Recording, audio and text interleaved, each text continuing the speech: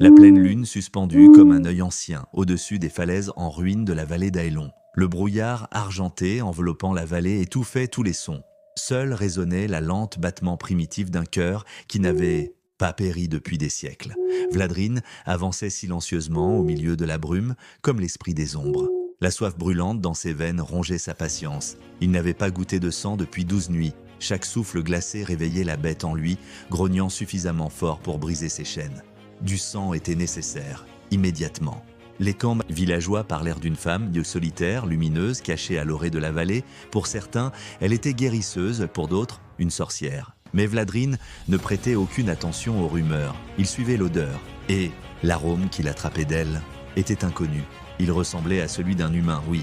Mais en même temps, c'était quelque chose de divin. Quand il atteignit un arbre épineux, ses yeux tombèrent sur une cabane. Recouverte de lierre, avec la lumière ambre d'un feu s'infiltrant par ses fenêtres, c'était une structure onirique. Et à ce moment-là, il la vit. La femme se tenait à la porte. La lumière des flammes derrière elle révélait subtilement les contours de son corps.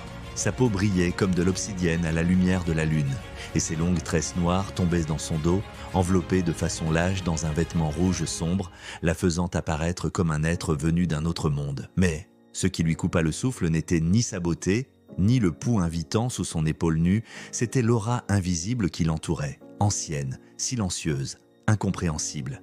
Elle était Alinia. Alinia était la dernière femme des anciens, gardien de la vallée d'Aelon. La guérison, la magie et la sagesse héritées de ses ancêtres féminins coulaient dans ses veines depuis des générations. Elle n'était pas seulement une guérisseuse, elle était un être capable d'entendre les voix de la nature, des éléments et des déesses anciennes.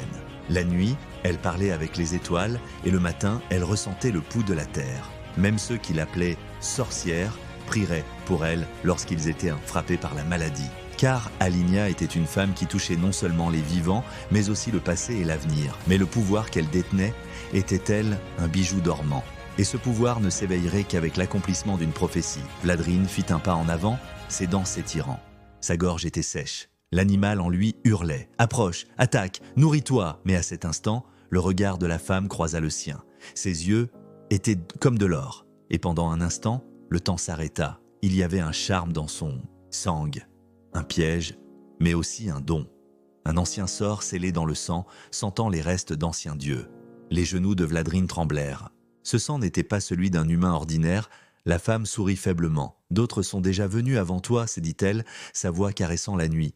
Mais toi, tu peux être le dernier ?» Des tremblements secouèrent les mains de Vladrine. Non pas par peur, par la confrontation avec la réalité. Peut-être que cette nuit serait la fin de la malédiction ou le début d'un nouveau destin. « Qui es-tu » murmura-t-il, la voix tremblante. « Je suis Alinia » répondit la femme. « Fille du feu, porteuse du sang des dieux. » Le tonnerre gronda, la terre trembla. Au loin, des loups hurlèrent, Vladrine sentait sans se retourner, les arbres s'agitaient. D'autres venaient, des ombres, des âmes, des chasseurs, mais il ne bougea pas de sa place. Il rétracta ses crocs. Ses yeux ne quittaient pas les siens. Il ne chasserait plus, il protégerait. Car au moment où il rencontra ses yeux dorés, le monstre en lui s'inclina et il se souvint de qui il avait été, un chevalier, un gardien, un amant, et à ce moment-là, devant la porte illuminée par ses flammes, son histoire recommença. Cette nuit-là, ils entrèrent ensemble dans la cabane, dans la lumière vacillante des flammes, alors que des ombres enveloppèrent leur corps, ils se regardèrent. Quand les mains d'Alinia touchèrent le visage de Vladrine, la malédiction séculaire en lui sembla commencer à fondre. Ses lèvres, pour la première fois, n'étaient pas le baiser d'une victime, mais celui d'un destin. Les touches de Vladrine n'étaient de plus sauvages. Il ne désirait plus son sang, il voulait la sentir, la protéger et exister avec elle, alors qu'Alinia fermait les yeux. Une lumière irradiait de son intérieur. Une étincelle chaude commença à briller dans son ventre. Un pouvoir divin prenait lentement forme. À la fin de la nuit, ce n'était donc pas seulement des passions qui unissaient, une semence fut semée. Alinia portait maintenant un bébé, mais ce n'était pas un enfant ordinaire. Dans son sang se trouvaient les dieux. La malédiction d'un vampire et l'écho d'une prophétie ancienne, des mois passèrent. Alors que le ventre d'Alinia grossissait, le ciel nocturne brillait plus intensément, les vents devenaient plus calmes.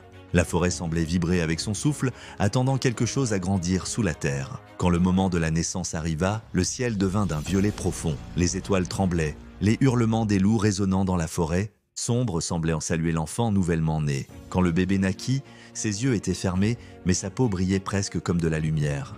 À ce moment-là, la porte de la cabane s'ouvrit d'elle-même. 4 énormes loups gris sortirent des profondeurs de la forêt. Leurs yeux étaient emplis d'intelligence, et leur corps semblait lourds et nobles, comme moulés dans la pierre.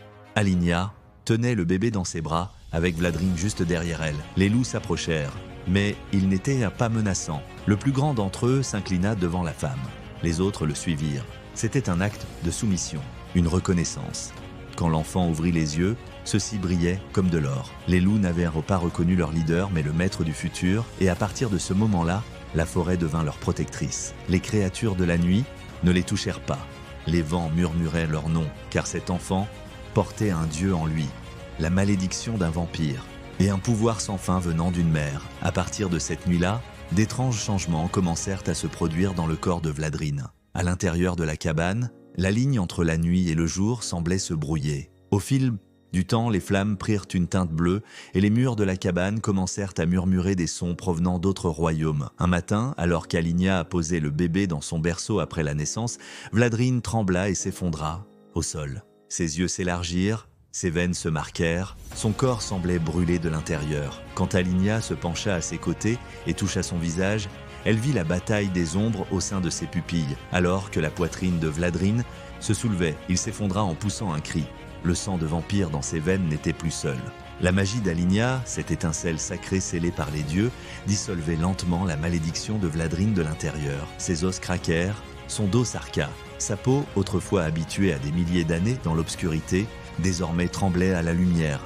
À cet instant, les premiers rayons du soleil percèrent la fenêtre de la cabane et tombèrent sur lui. Vladrine ne ferma pas les yeux. Pour la première fois, il sentit le soleil sur sa peau. Il ne brûla pas, il ne s'enflamma pas, mais des larmes coulèrent de ses yeux. Car pour lui, cela signifiait vivre, pour la première fois. Aligna était assise à ses côtés, tenant l'enfant. Vladrine posa sa tête sur ses genoux. Alors que la lumière dorée se répandait sur eux, les murs de la cabane semblèrent se reconstruire. Cette fois, non pas avec une malédiction, mais avec espoir. Et Vladrine, l'homme né de la poitrine des ténèbres, comprit enfin qu'il pouvait exister sans être sombre. Une nouvelle ère avait commencé.